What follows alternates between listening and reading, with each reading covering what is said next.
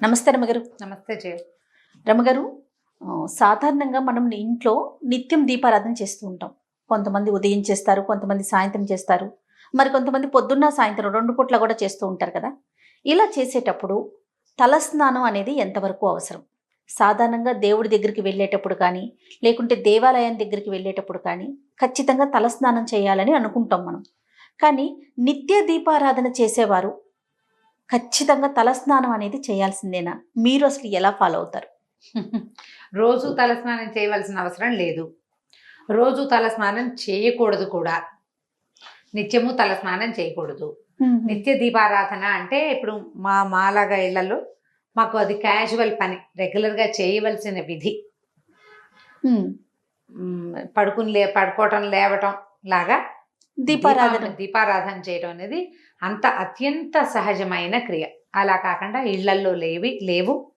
పెద్దగా మీ పెద్దవాళ్ళు ముందు తరాల్లో ఎవరు చేయలేదు. ఇప్పుడు ఈ తరంలో మనకు అలవాటు, మనకు నచ్చింది, దీపం ఉంటే బాగుంది అనిపిస్తుంది. అది చాలా మంచిదని మనం మిగిలిన పెద్దవారి దగ్గర వింటుంటారు, చేసుకోవాలనుకుంటారు. మనం కూడా చేయాలి అని చాలా కుటుంబాల్లో వారానికి ఒకసారి దీపం పెట్టేవి కూడా నా చిన్నప్పుడు నాకు తెలిసి చేయాలి.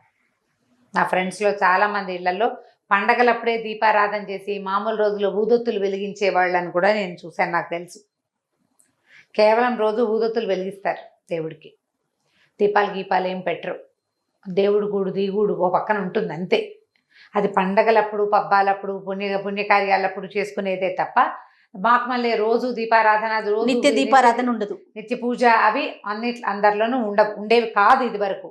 ఇప్పుడు క్రమంగా మనకి సోషల్ మీడియా ప్రభావం వల్ల రోజు దీపారాధన, దేవుడు కూడా అందంగా చక్కగా అలంకరించుకోవటము, పువ్వులు పెట్టడము, రోజు మార్చటము, తర్వాత ఈ రోజున ఇది చదువుకోవాలి, ఆ రోజున అది చదువుకోవాలి అని దైవభక్తి పరాయణత్వం పెరగటము, అవన్నీ ఈ కాలంలో డెవలప్ అయినవి. ఇవాళ రేపు డెవలప్ అయినవే తప్ప అందరూ చేసేవాళ్ళు కాదు. కానీ ఇప్పుడు మనం చేయాలనుకునే వాళ్ళ సంగతి. తలస్నానము అసలు సాధారణంగా మామూలుగానే అసలు వారంలో అన్ని రోజులు తలస్నానాలు చేయకూడదు. ఓహో. బుధవారము, శనివారము ఈ 2 రోజులే తలస్నానానికి, అంటే తల అంటుకి శ్రేష్టం. బుధ మరియు శనివారాలు. మిగిలిన వారాలన్నీ తలస్నానం చేయకూడదు. పైగా ఏమి నెత్తికి నూనె రాసుకోకుండా, ఏం పెట్టి రుద్దుకోకుండా నెత్తి మీద నీళ్లు పోసుకోవటం అశుభం, తప్పు, పనికిరాదు. అవి మరణాలు సంభవించినప్పుడే అట్లా నెత్తి మీద నీళ్లు పోసేసుకుంటారు. నూనె అంటూ ఉండదు, రుద్దుకోవటము ఉండదు, ఆ తల ఆరదు. అలా స్నానం చేసి నెత్తి మీద నీళ్లు పోసుకుని దీపం పెట్టడం చాలా తప్పు, చేయకూడదు. అది అశుభ కార్యాల్లో చేసేది. ఖచ్చితంగా నూనె పెట్టుకోవాలి. లేదా ఏదైనా పెట్టి రుద్దుకోవాలి, 2. ఇప్పుడు తల స్నానము అంటే వాటర్ వాష్ కాదు. ఓకే, వాటర్ వాష్ ఒకవేళ విషయం పూర్తవని. వాటర్ వాష్ ఒట్టిగా నీళ్లు పోసుకోవటం అని అనేది అశుభాల్లో చేస్తారు, జ్ఞాపకం పెట్టుకోండి. నెత్తి మీద నీళ్లు పోసుకుని రావటం మనకి పనికిరాదు. మనం మన వైపు తెలుగు రాష్ట్రాల్లో పనికిరాదు. ఏదైనా పెట్టి రుద్దుకోవాలి, కుంకుడుకాయ పెట్టైనా సరే రుద్దుకోవాలి, లేదా షాంపూ చుక్కైనా వేసుకోవాలి.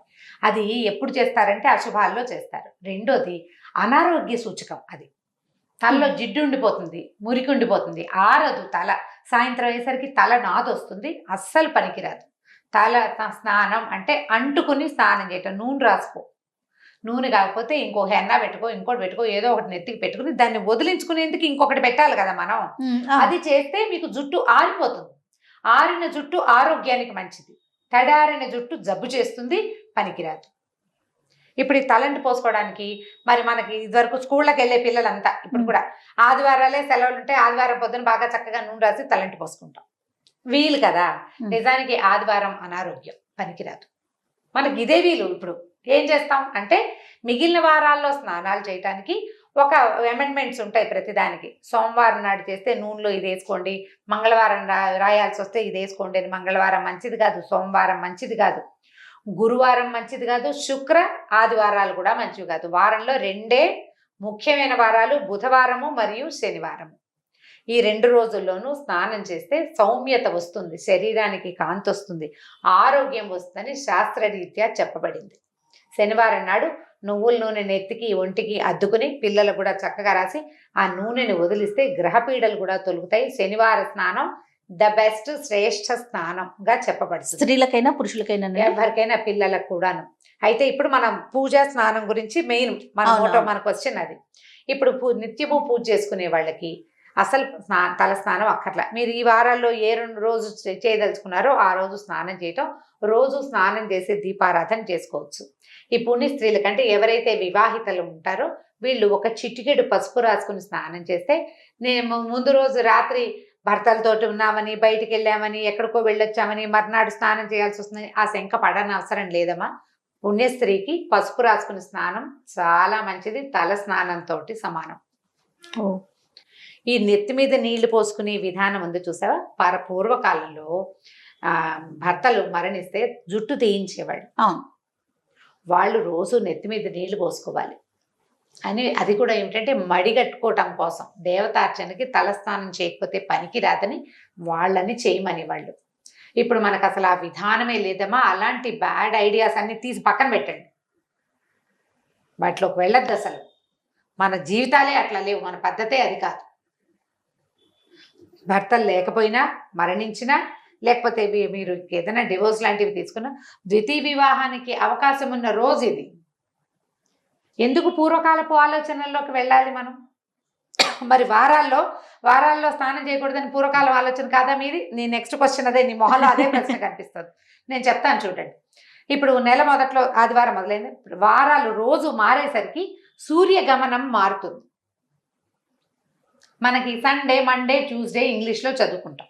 తెలుగులో ఆదివారము అంటే రవివారము సూర్యుడి, సోమవారం అంటే చంద్రుడిది, మంగళవారం అంటే కుజుడిది, బుధవారం అంటే బుధుడిది. ఇవన్నీ గ్రహాలకు సంబంధించిన రోజులమ్మా. ఈ రోజుల్లో సూర్య గమనం మారుతుంది కాబట్టి చంద్ర గమనం మారుతుంది. చుక్కలు పెరుగుతాయి, తగ్గుతాయి, చంద్రుడి కళలు పెరుగుతాయి, తగ్గుతాయి. మనం చూడండి, ఆది సోమవారాలకు 2 వారాలు గడవంగానే అమావాస్య వస్తుంది. అమావాస్య రాగానే చంద్రుడు ఉండడు, సముద్రంలో అల్లలు పోటెత్తుతాయి. పౌర్ణమి రాగానే చంద్రుడు ఇంత వాడైపోతాడు, మళ్ళీ అల్లలు పెరుగుతాయి. ఇప్పుడు సూర్యచంద్రుల గమనంతో మనకి ప్రకృతి స్పందిస్తోంది, మనకు తెలుసు కదా. అవును, మనం కూడా ప్రకృతిలో భాగాలం కదా, అవునా? అవును. మన శరీరం పాంచభౌతికమైనది, 5 ఎలిమెంట్స్ తోటి నిర్మింపబడింది కదా మానవ శరీరం. నువ్వు ఒప్పుకున్నా ఒప్పుకోపోయినా ఖచ్చితంగా ఒప్పుకోవాల్సిందే కదా. అవన్నీ స్పందిస్తాయి. అందుకని ఈ వారాలకి అనుగుణంగా స్నానాలు చేయండి అని చెప్తారు. అవసరం లేకపోతే హెడ్ బాతులు చేయబోకండి, చేయొద్దు అసలు. ఈ నిత్య పూజకి చేయక్కర్లేదు. అయితే మళ్ళీ ఈ నియమాలు ఉన్నాయి కదా, ఈ వారాల్లో స్నానం చేయకూడదు అని. మరి సోమవారం స్నానం చేయాల్సి వచ్చిందండి, ఆఫీస్లో ఏదో పార్టీ ఉంది, ఏదో ఫంక్షన్ ఉంది, లేకపోతే ఎక్కడికో వెళ్ళాం, స్నానం చేయాలి. దానికి ఏం చేయొచ్చు అంటే, ఆడవాళ్ళు అయితే ఒక చిటికెడు పసుపు రాసుకోవచ్చు. దాంట్లో బుధవారం అయితే విభూతి వేసుకోండి, గురువారం అయితే, ఇది పాత పద్ధతుల్లో చెప్తారు. అంత దాకా వెళ్ళొద్దు, అవన్నీ పెట్టుకోకండి. పసుపు రాసుకుని తలస్నానం చేయండి. మందార నూనెలు, అవి నూనెలు చేసుకుంటాం కదా, నూనె తయారు చేసుకుంటాం. నూనెల్లో గనక పువ్వులు వేసిన నూనె అయితే గనక తప్పు లేదంటారు. ఆ నూనె తలకు పెట్టుకొని తలస్నానం చేయొచ్చు. అమెండ్మెంట్స్ ఇవన్నీ చేయకుండా ఉంటే మంచిది. తప్పక చేయాల్సి వస్తే ఈ పని చేయండి, చేయవలసి వస్తే ఈ పని చేయాలి. ప్రధానంగా భోజనం చేసి తల స్నానాలు చేయకూడదు. నెత్తికి నూనె పెట్టుకున్నాక స్నానమే చేయాలి, కానీ మధ్యలో ఆహార భోజనాలు చేయకూడదు, తినకూడదు. పొద్దున్నే నూనె రాసుకుని బ్రేక్ఫాస్ట్ అన్ని చేసి 12ంటికి స్నానం చేసి చేయకూడదు. పాత పద్ధతి చెప్తున్నా, తర్వాత మీ ఇష్టం. తర్వాత దేవాలయానికి వెళ్ళేటప్పుడు తల స్నానం చేయాలా, అది అడుగుతుంటారు చాలా మంది ఆడవాళ్ళంతా. శుక్రవారం తలంటి పోసుకోవాలనుకుంటారు, లక్ష్మీ పూజ చేసుకోవాలి, తలంటి పోసుకోవాలి. పసుపు రాసుకుని స్నానం చేయండి, తలంటి పోసుకోండి, పనికొస్తుంది. దేవాలయ దర్శనానికి వెళ్ళాలి అంటే మీరు నెలకు ఎప్పుడో ఓసారి వెళ్తే వాళ్ళు పోసుకోండి తలంటి. అది ఏ రోజైనా కూడా దేవాలయానికి వెళ్ళాలన్న ఉద్దేశం ఉంటే. కానీ నా సిద్ధాంతం అయితే, మీ తల మురిగ్గా ఉంది, స్నానం చేసి చాలా రోజులైంది, ఏదైనా రకరకాల పరిస్థితులకు ఎదురయ్యాయి అని మీకు అనుమానం ఉంటే తప్ప, లేకపోతే పసుపు రాసుకుని స్నానం చేసి వెళ్ళొచ్చు. పసుపు రాసుకుని ఒక చిటికెడు సూత్రాలు, మంగళసూత్రాలు పసుపు రాసుకోవడం, పాపెట్లో ఒక చిటికెడు అంటించుకోవడం, ఒంటికి శాస్త్రానికి పసుపు రాసుకుని స్నానం చేస్తే పనికొస్తుంది. ఆ పసుపు ఉంచుకోవాలా అలాంటి వాటికని సబ్బేసి తోమేసుకోవచ్చు, పసుపు ఉంచుకోక్కర్లేదు. కానీ పసుపు రాసుకుని స్నానం చేసి దేవాలయానికి వెళ్ళొచ్చు. ఈ నియమాలు ఏవి ఈ వారాల్లో చేయకూడదు అనేవి క్షేత్రాలకు వెళ్ళినప్పుడు కానీ, ఉమ్, పండగల్లో పర్వదినాల్లో కానీ, పుట్టినరోజులకు కానీ వర్తించవు. మన పుట్టినరోజు ఆదివారం నాడు వచ్చింది, ఆ, పుట్టినరోజుకి తలంటి స్నానం చేసేసేయచ్చు, తప్పలేదు. ఓకే. అప్పుడు మనం ఇప్పుడు పాటించాల్సింది తీర్థానికి వెళ్ళాం, ఏ తిరుపతి వెళ్ళాం, ప్రయాణం అంతా దుమ్ము కొట్టుకుని ఉన్నాం, ట్రైన్లో స్నానం చేసి దేవతా దర్శనానికి వెళ్ళాలి స్వామివారికి అనుకుంటాం, అప్పుడు స్నానం చేయొచ్చు. ఉమ్. పుణ్యక్షేత్రాల్లో స్నానాలు, తలంటి పోసుకోవటాలు దానికి వార నియమం ఉండదు. క్షేత్రాన్ని బట్టి మనం అక్కడికి వెళ్తే అక్కడ మనం క్షేత్రం తాలూకు పవర్లోకి వెళ్ళిపోతాం. సూర్యచంద్రాదులు మన ఏం చేయలేరు.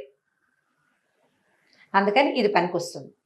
ఇలా ఆలోచన పెట్టుకుంటే నిత్యము తల స్నానం చేయవలసిన అవసరం లేదు.